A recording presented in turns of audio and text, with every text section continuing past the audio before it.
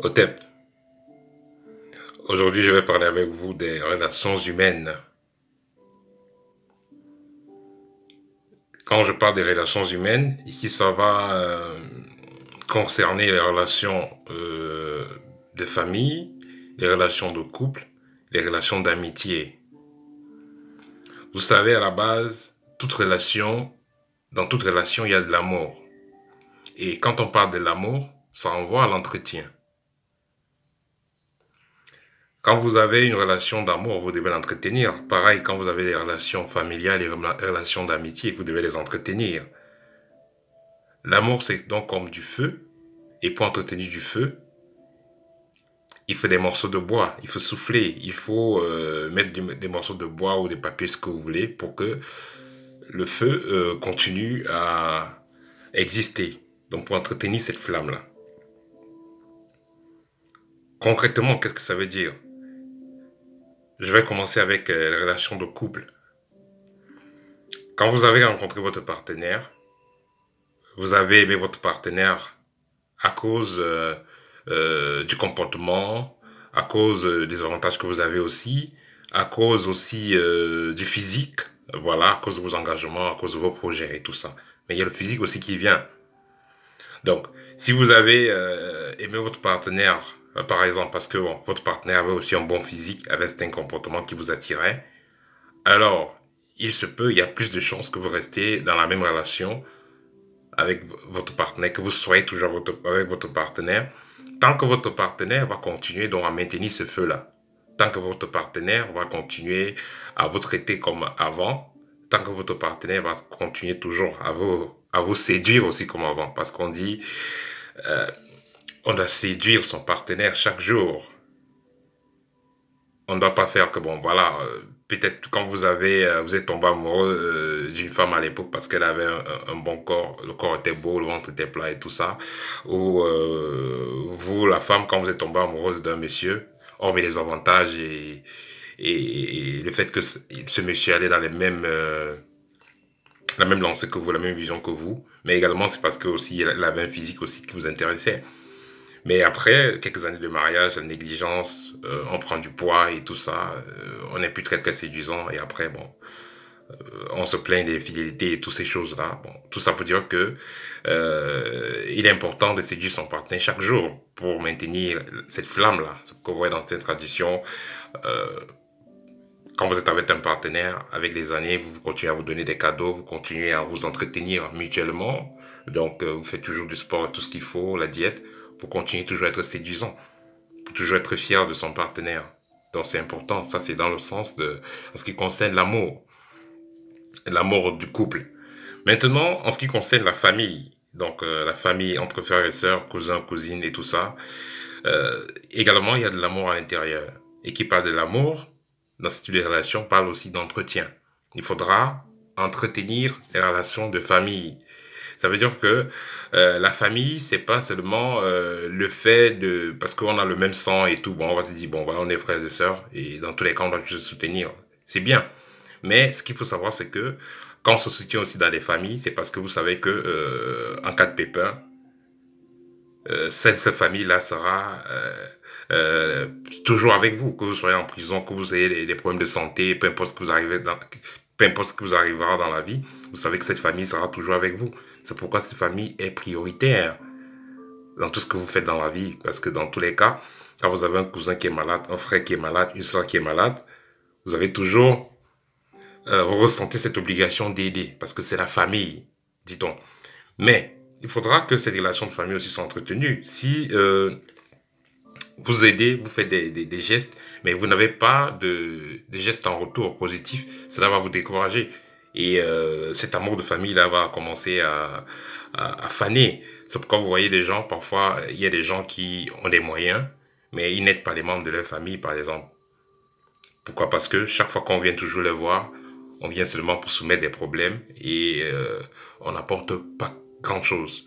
Parce que vous savez, on n'aide pas que avec les moyens. On peut aussi aider quelqu'un avec son temps, avec la disponibilité. Ça veut dire que vous pouvez avoir votre frère ou votre soeur qui est dans la diaspora ou bien dans un pays où il y a assez d'argent. Et la personne décide de venir en Afrique. Vous n'allez pas juste te dire, ah, tu me gâtes ça, tu me gâtes ça, tu me gâtes ça, c'est bien. Et même si vous regardez ce que vous avez demandé, il faut aussi penser à faire quelque chose pour la personne, vice-versa. Donc, ça veut dire que si votre personne vous a gardé peut-être un téléphone comme vous avez demandé, en rentrant, même si c'est un morceau, même si c'est un peu de bâton de manioc, même si c'est du tapioca, hein, même si c'est, je sais pas, des choses, même si c'est un tissu africain, quelque chose aussi intéressant que vous donnez à la personne en échange. C'est pas du matérialisme, mais c'est la réalité. Hein. C'est une façon d'entretenir cette flamme-là. Il faut toujours prouver à la personne, euh, il faut toujours prouver aux individus que vous les considérez. C'est très très important. Vous avez vu dans le cas des relations amoureuses de couple, il faut toujours entretenir cet amour-là. Pareillement avec le cas de la famille, il faut toujours entretenir cet amour-là. Donc, si vous recevez, il faut donner, il faut passer du temps avec les membres de sa famille, il faut les prendre aussi, il faudrait qu'ils soient également la priorité dans votre vie. C'est très important. Vous savez, beaucoup de gens confondent des choses.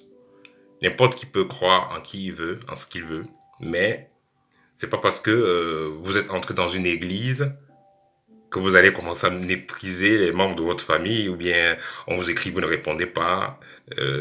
Quand les membres de la famille, quand on a besoin de vous, vous n'êtes pas là, vous n'êtes pas connecté et tout ça. Ça, c'est pas des attitudes qui font évoluer. C'est des attitudes qui divisent. C'est pourquoi vous allez voir beaucoup de gens, à cause de certaines religions, à cause du fait qu'ils sont entrés dans certains groupes spirituels et tout ça, ils ont apporté la discorde dans la famille et se sont sentis, se sont sentis distancés des siens. Pourquoi? Parce que c'est eux-mêmes qui ont crié cela. Parce que si vous avez donc des membres de votre famille, vous n'êtes jamais là pour eux, n'assistez jamais en cas de difficulté, vous n'apportez rien du tout, même pas seulement les conseils, même pas seulement du votre temps, rien du tout, vous n'êtes jamais disponible pour eux. Mais quand vous aurez des problèmes, vous voulez qu'on vous assiste, là c'est compliqué. Là c'est compliqué. Voilà, ça c'était en ce qui concerne la famille. Parallèlement maintenant avec l'amitié, les amis par exemple. Vous allez voir dans certains pays occidentaux, bref, le blanc a compris ça quand même. C'est vrai qu'il y a c'était nos frères à l'époque qui faisaient ça en Afrique, mais de nos jours c'est un peu différent. Parce que par exemple, si vous faites un anniversaire, vous faites une cérémonie ou vous faites une fête chez vous, vous invitez, vous voyez les Occidentaux qui font une fête à la maison, vous allez voir la plupart des gens qui vont venir ne viendront pas bras ballants. Il y a une fête, celui qui aime le champagne a apporté le champagne, celui qui aime la bière, hein, il a apporté peut-être quelques bières ou il a apporté des cadeaux. Donc, chacun met la main à la pâte. Personne ne vient prendre quelque chose pour rien. Même si vous avez offert à quelqu'un un cadeau de fin d'année, un téléphone, vous allez voir, dans une semaine, il va vous appeler, il va vous offrir peut-être des écouteurs, peut-être quelque chose qui vous intéresse, peut-être un jeu vidéo, quelque chose qui vous intéresse.